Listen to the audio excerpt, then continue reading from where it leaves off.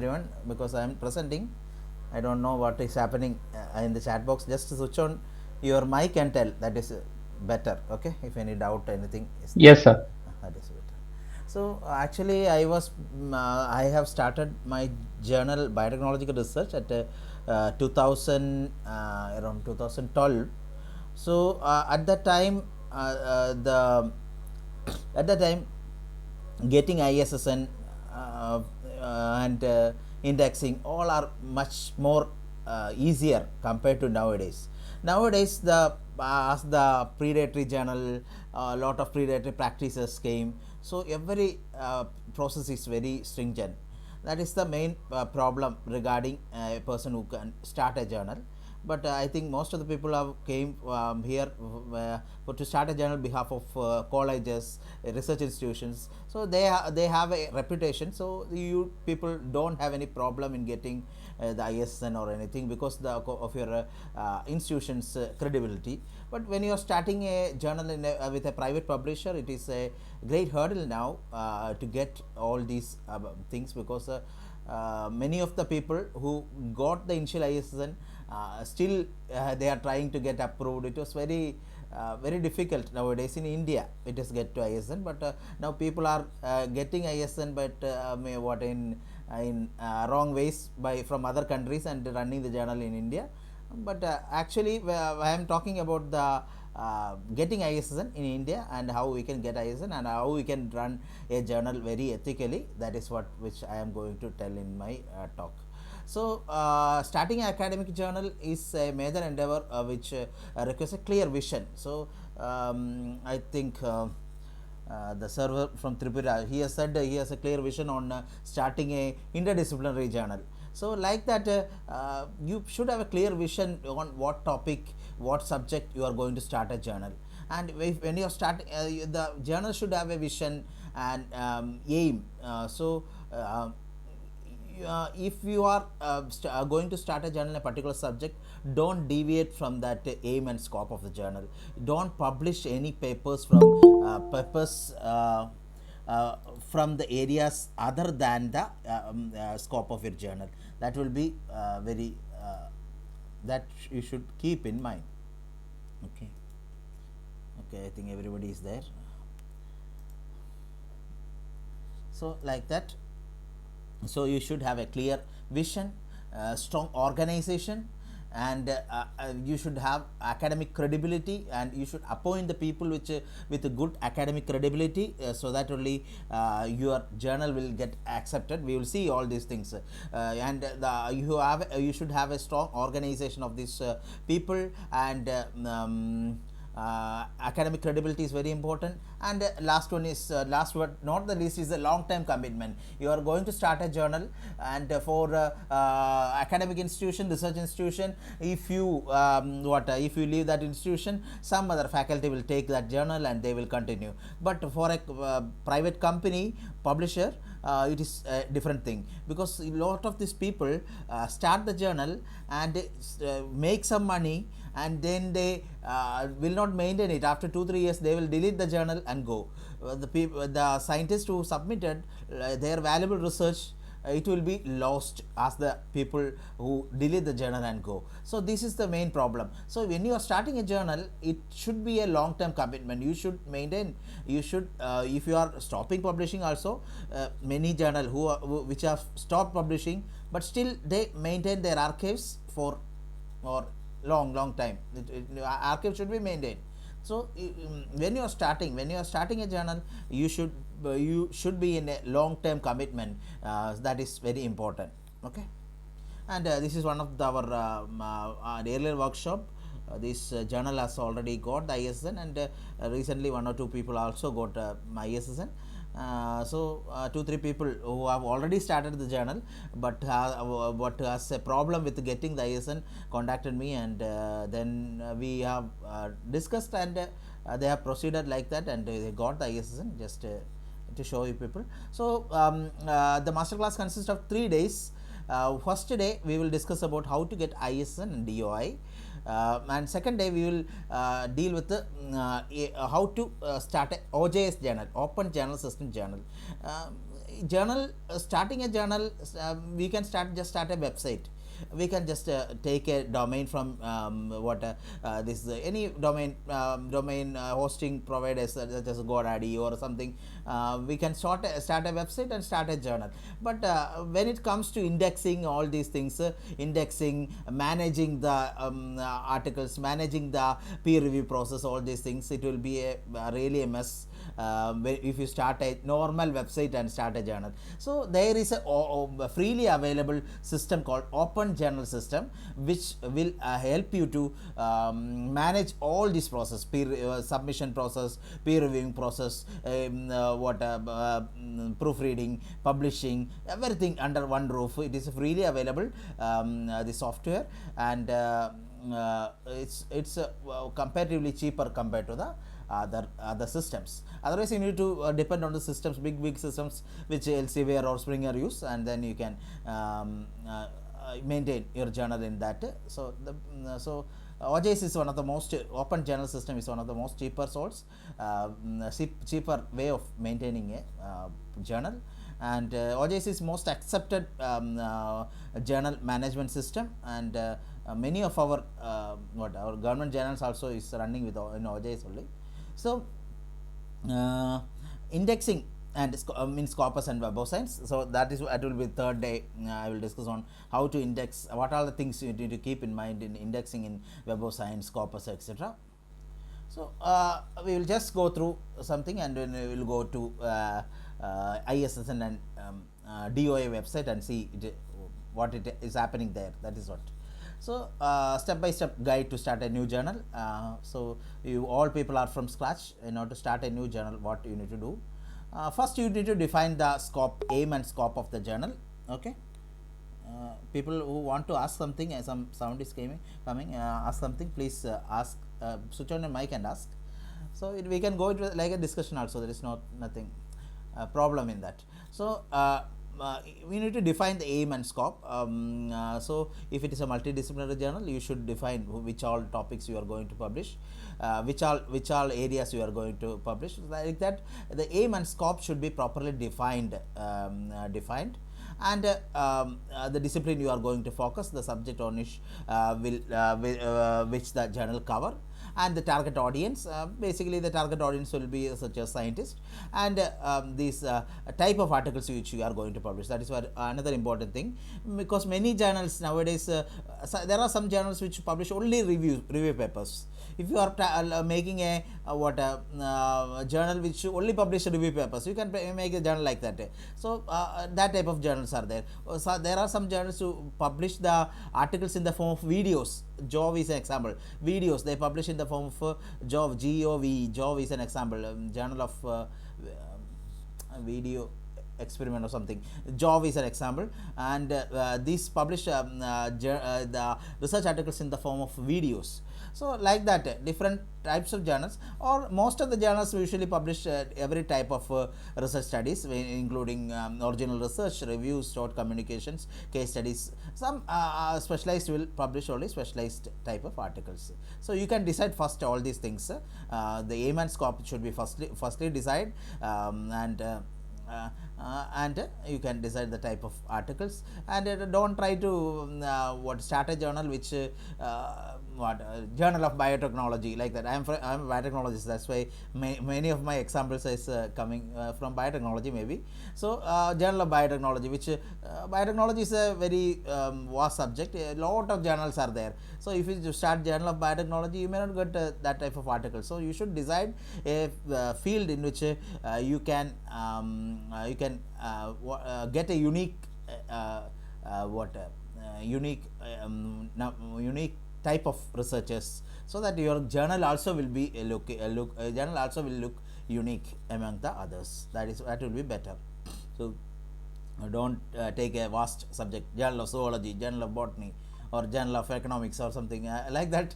Don't just make a very vast subject, because there may be a lot of journals in that field, so it will not be a successful one. That is the main problem. Next, the editorial board. you need to assemble an editorial board.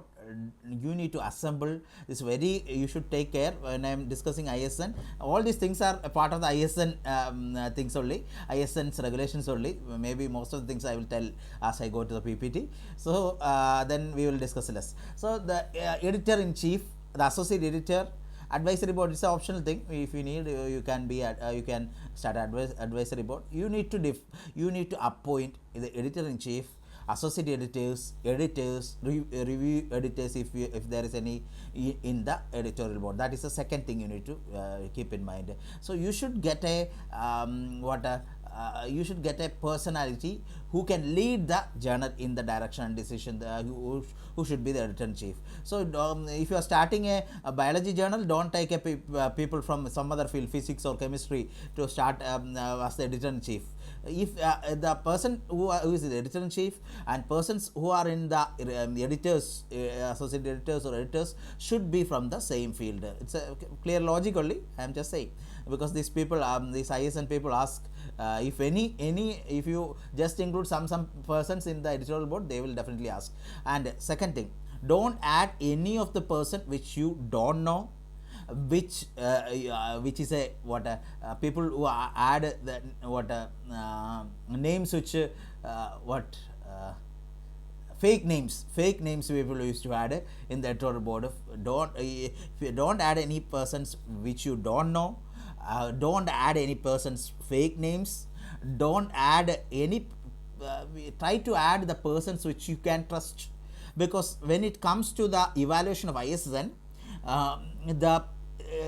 these ISSN centers will send random mail to some of your editors, and they need to confirm that the journal is good and journal has a good intention.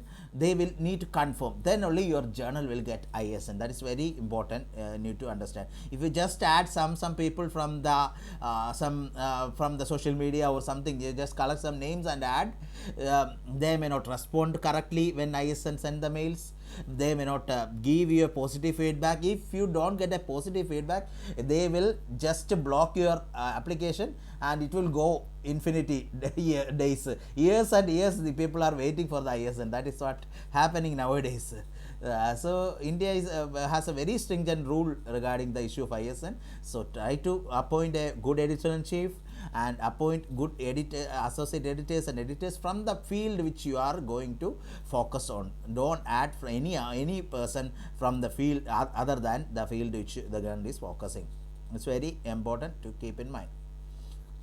And publication model, nowadays the most accepted publication model is open access model. You need to charge article processing charges, and you can publish it as open access. And people who are starting in the form of in the name of institutions, colleges or institutions, you can waive off the APC or get grant from the institution, so that you can waive off that APC and publish at open access model.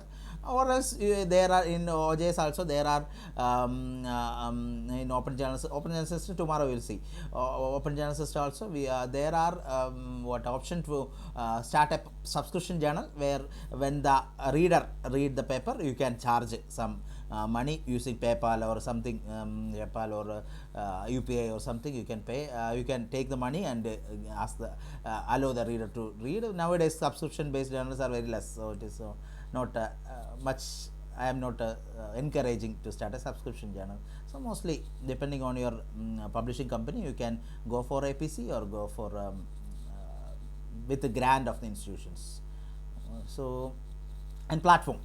And first thing is that you can collaborate. You can write to the publishers such as Springer, Elsevier, Taylor and Francis, or in India there is no publishers is there. So you can propose a journal to them. There are most of these big publishers as journal proposal sites. You can propose a journal to them, and you can collaborate with that publisher. And if they approve your journal, your idea of starting a journal in a particular field, they will approve, and they will give you all the platforms, everything. You don't need to worry about anything, and they will give you advertisements also. There is nothing the problem with that if you are successful in that. So if you are starting a channel your own, you can start in open journal system. There is a freely and widely used system for the widely used system for the publishing. Sorry to interrupt you, sir, if Yes, I sir. may. Yes, sir. Yes, yes. You can ask. Yes, sir. So open access and subscription model we were discussing. The subscription model is the fee payment will be taking from the viewers or subscribers of the journal or the Uh, researchers who are going to. sub, you can take money from the libraries who are subscribing to the journal. You can take money from the people who are reading the papers also. Reading the papers also. Viewers.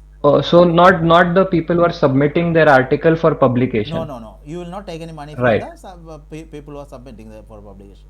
You can take money And from the for readers.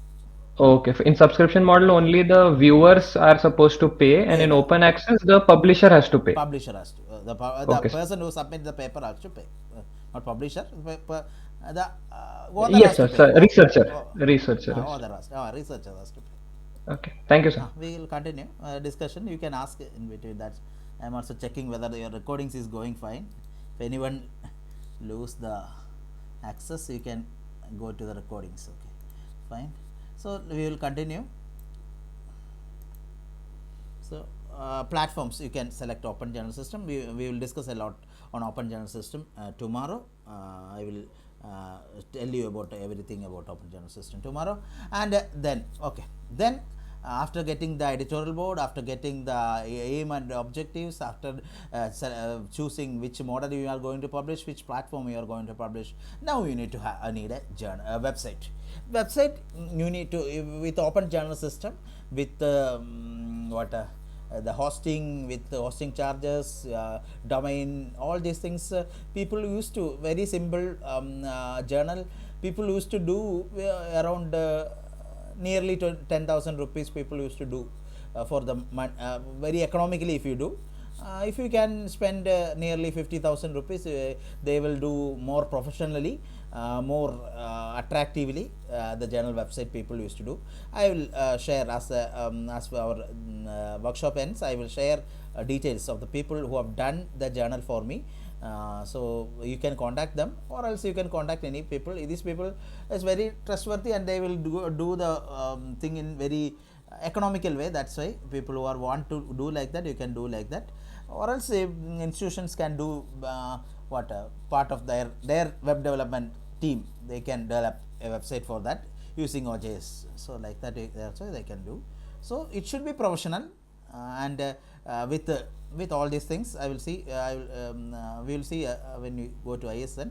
Submission guidelines should be there. Editorial board should be there. Ethics policies should be there. Many things needed to be there. I will discuss one by one later. So all these things, it should be professional with every of these details. It should be the current issue should be there. Archive should be there. Each article should have a separate URL should be there. All these things, you will see that later.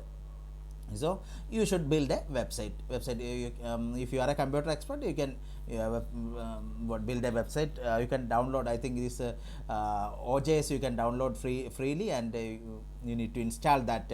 I don't know what the technicalities. Install that so that you will get. I need to take the hosting and domain. I don't know much about that computer thing. I will give the address of the technical person, so they will install this OJS and give to you. Then you can easily do that. So I will tell about that tomorrow. So the submission system. So OJS has its own submission system. You don't need to get a submission system from any other company, but you people all have submitted research papers, I know. So you have seen different submission system, editorial manager, scholar one, like a lot of submission system is there. You need to purchase if you are starting a journal in another website or something. If you don't have OJS, you need to purchase the submission system, so that otherwise you can just go for a go for just a contact file, so that people can attach and send. That is a simple way of submission people use. But when you are starting a journal with a professional way, you should have a submission system. So editorial manager is there, scholar one is there, different submission systems are there. You need to purchase from them, so that it will be looks very professional. But if you are using OJS, it has its own submission system, then you don't need to worry about that. And ISSN registration, then we are coming to the ISSN registration. You should apply for the ISSN, and ISSN, you need to apply, you need to publish the journal for one issue of the journal. We'll come to that.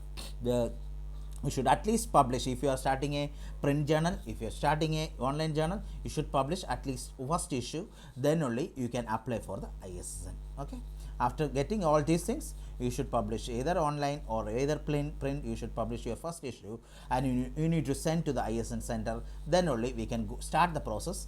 Nowadays they said 30 days they will provide ISSN. Earlier I got my 2012, I got my ISSN in 3 weeks at that time. Now this time I have taken 6 months for the all confirmation. Nowadays many people are after 6 months, 1 year also they are still waiting for the ISSN, I know. So like that, so ISSN, I need to apply for the ISSN through ISSN portal.